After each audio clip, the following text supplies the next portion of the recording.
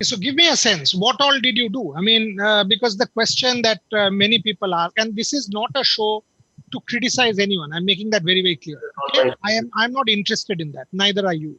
This is a show to understand how we can play sport, in a secure environment without any fear, or by eliminating as much fear as possible. So what did you do? How was it done?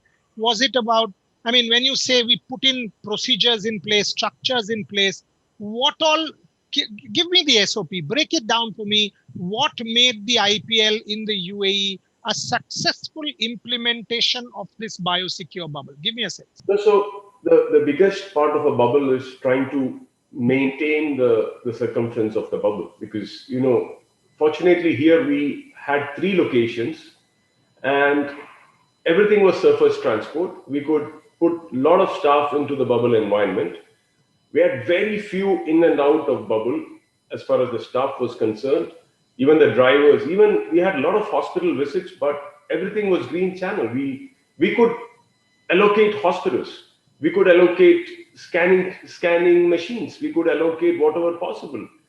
And the best part is that we were able to keep them secured for the players. We had, a lot of almost 60, 70 hospital visits. So these are all instances where we were extra cautious. We made sure. Sorry to interfere. Was it because you have your own hospital chain? Did that help?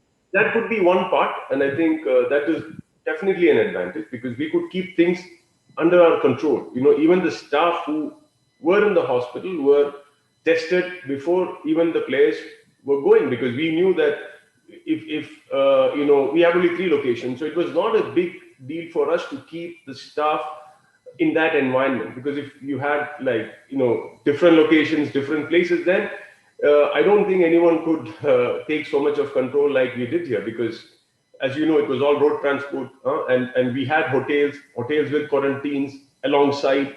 So the mix up of the chances of mix up were very minimal.